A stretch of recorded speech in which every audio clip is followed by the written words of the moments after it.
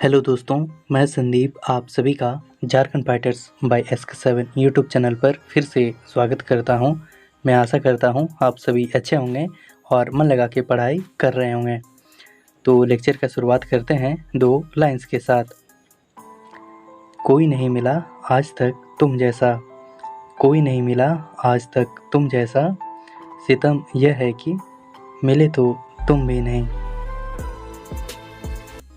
आपके JSSC CGL 2023 के syllabus के आधुनिक कहानी के सेक्शन में दिशा नामक कहानी दिया गया है, तो इससे रिलेटेड क्वेश्चन आपके एग्ज़ाम में ज़रूर आएंगे। तो आज के इस लेक्चर में हम लोग दिशा नामक आधुनिक कहानी को जो है पूरे हिंदी में जो है इसका ट्रांसलेशन देखने वाले हैं। ये कहानी थोड़ी बड़ी है, तो आप ये लेक्चर पूरा देखना जिससे कि आप ये कहानी पूरी इजी वे में समझ पाएँ। तो चलिए आज का लेक्चर शुरू करते हैं।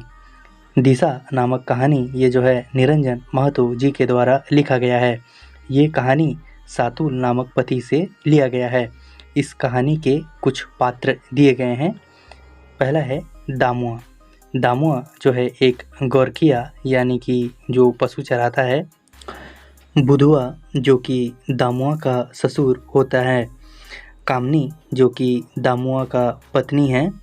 कानना जो कि दामुआ का बेटा है। भोला बोस्टम जो कि भोला नाम का एक वैष्णव होता है। और एक पात्र है, ये है जाहिर माए जो कि गांव का देवी देवता माना गया है इस कहानी के अनुसार। दिशा कहानी शुरू होने से पहले कवि कुछ लाइंस कहते हैं।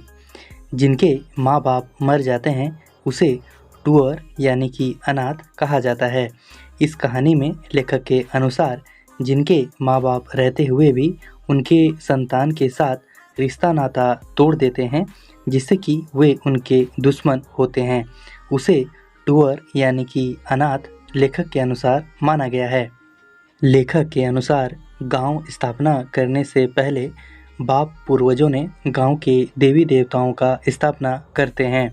इस कहानी में कुछ गांव के देवी देवताओं के नाम दिए गए हैं, जैसे जाहिर माए, गांव गराम, रांगा हाड़ी, बेसाई चौड़िक थान।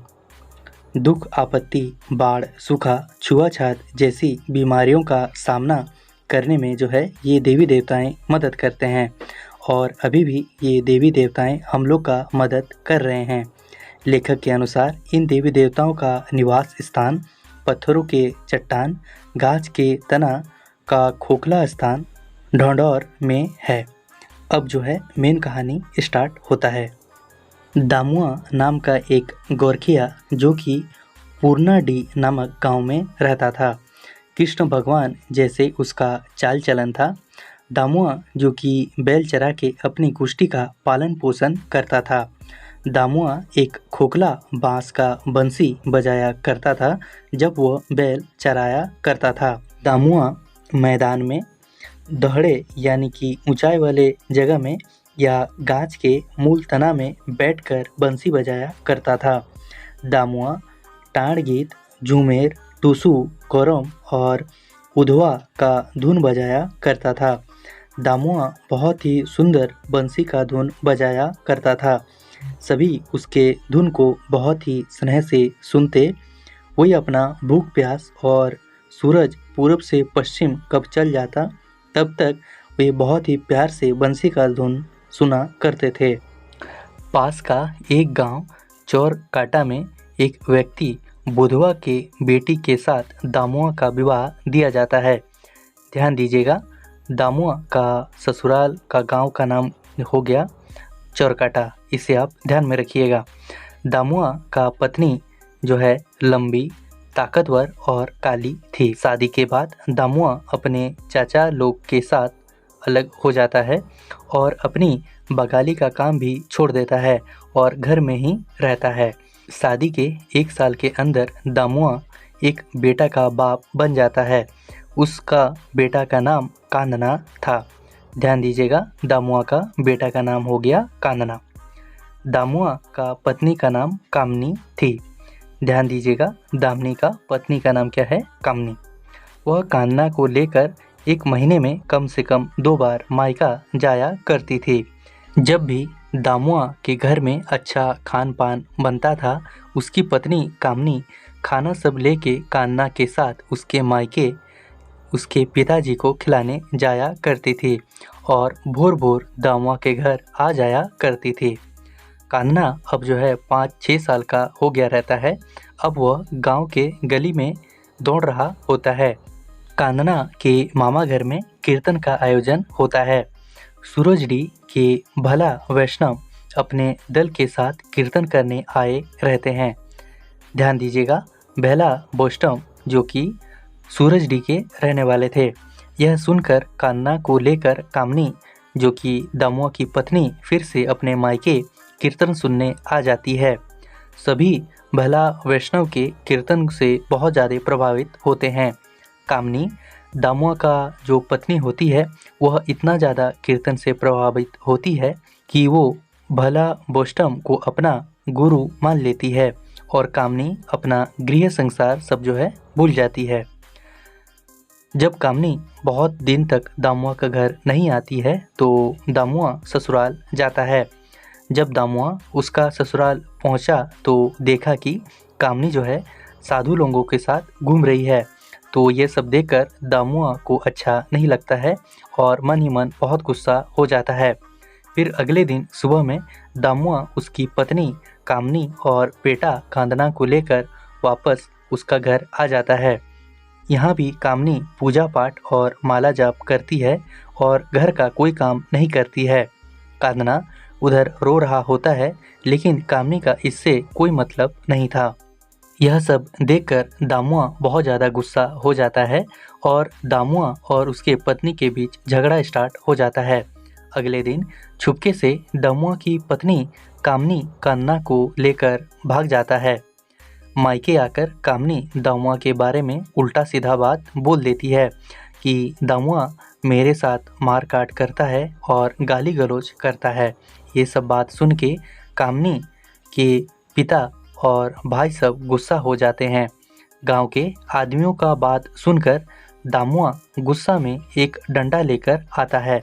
यह सब देखकर जो है कामनी के भाई और उसके पिता जो है गुस्सा हो जाते हैं और उन लोगों के बीच जो है बोला बोली स्टार्ट हो जाता है। यह परिस्थिति देखकर दामुआ उसका बेटा कान्ना को छीनकर वापस उसके घर लौट जाता है। दामुआ बहुत बार ससुराल आता है और कामनी को ले जाने का कोशिश करता है, लेकिन वह जो है नहीं जाती है। फिर दामुआ कुछ बदमाशों के द्वारा कामनी के पिता उसके भाई को पिटवाता है। कामनी का मायके का घर भी जला देता है। फिर भी कामनी वापस दामुआ का घर जाने को तैयार नहीं होती है। अब अंततः दामुआ और कामनी के बीच तलाक हो जाता है। गांव के उस समय एक अफवाह चल रही थी कि जितना बार विवाह कोई करता था तो वह अपने आप को उतना ही ऊंचा और सबसे सामने ऊंचा ऊंचा बात फेंकता था।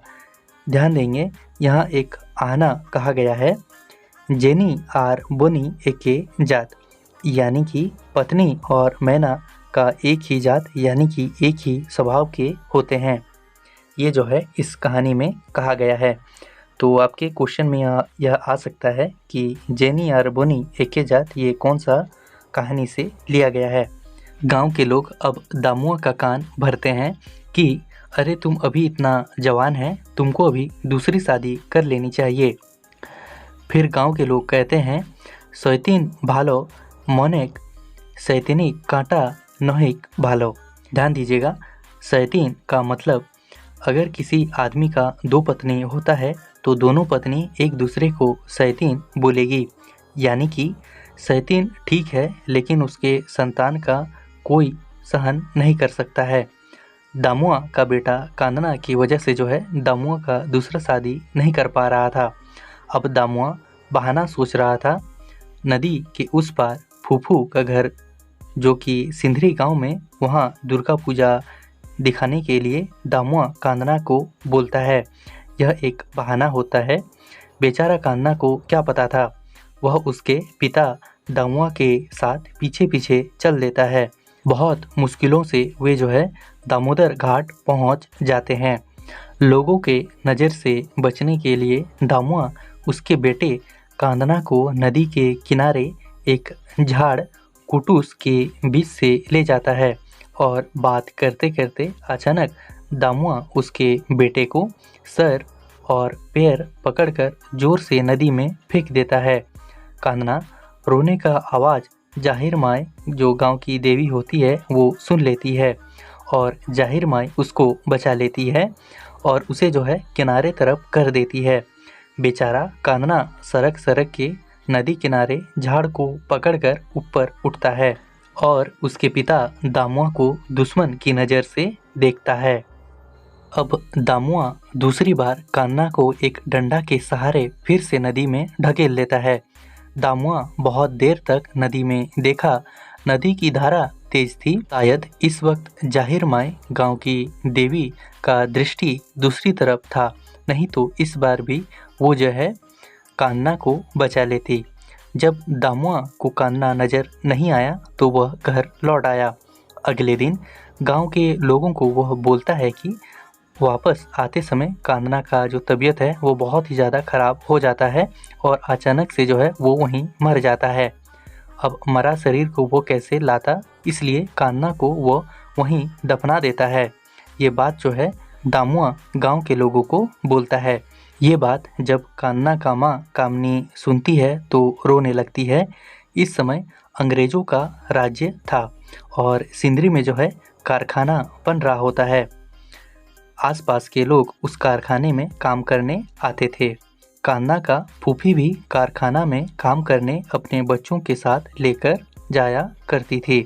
फिर से एक आना इस कहानी में बोला गया है, राखले माए मारे कोने, यानी कि अगर माँ बचाती है तो उसे कोई नहीं मार सकता है। दामोदर नदी का धारा कान्ना को बहाकर बहुत दूर ले जाती है। एक कारखाना का इंजीनियर अपने पत्नी के साथ दामोदर नदी में एक नौका में बैठकर नदी पार कर रहे होते हैं। नदी के बीच में कान्ना नौका चलाने वाली लकड़ी को पकड़ लेता है। फिर इंजीनियर उस लड़का को उसके बालों को पकड़कर ऊपर नौका में उठा लेता है। इतना दूर धारा कान्ना को बहा कर लाया, लेकिन कान्ना को जो है कुछ भी नहीं होता है। वह कारखाना का इंजीनियर और उसकी पत्नी कान्ना को अपने घर ले आती है और उसका बहुत ही अच्छे से पालन पोषण करती है। जाहिर माँ गांव की जो देवी है उसके प्रकोप से दामुआ 3 महीने के अंदर में जो है मर जाता है। ये किस लिए मर जाता है कि उसका जो है कोई महामारी की वजह से जो है दामुआ मर जाता है। कांदना का फूफी को किसी काम से कारखाना इंजीनियर उसके घर भेजता है। वहां पहुंच के वह देखती है कि कामिन सब एक बच्चा को नहाने के लिए उसका कपड़ा खोल देती है। कांदना का फूफी कुछ लक्षण देखती है और उसको यह विश्वास हो जाता है कि यह बच्चा कांदना है। आसपास के लोग जो है गांव के एकत्रित होते हैं और कान्ना भी रोकर उसकी फूफी को गला लगा लेता है। तो दोस्तों, ये था आधुनिक कहानी दिशा। आशा करता हूँ दिशा कहानी बहुत ही इजी वे में आप सभी को समझा पाया। आप कमेंट करके बताइएगा आपको यह कहानी कैसा लगा। अगर लेक्चर अच्छा लगा हो तो चैनल को लाइक, शेयर और सब्सक्राइब ज़रूर कर दें और अपने दोस्तों के साथ ज़रूर शेयर करें। आप सभी का अच्छा रिस्पॉन्स आता है तो अगला कहानी ढेकी सांप और दिशा MCQ भी लाया जाएगा। तो आज का लेक्चर हम लोग यहीं पे एंड करेंगे। तो मिलते हैं कल एक नए कुरमाली सेशन के साथ। जैसा कि मैं हमेशा कहता हूँ, कर दिखाओ कुछ ऐसा कि पूरी दुनिया करना चाहे आपके जैसा। आज का लेक्चर देखने के लिए आप सभी का बहुत बहुत धन्यवाद।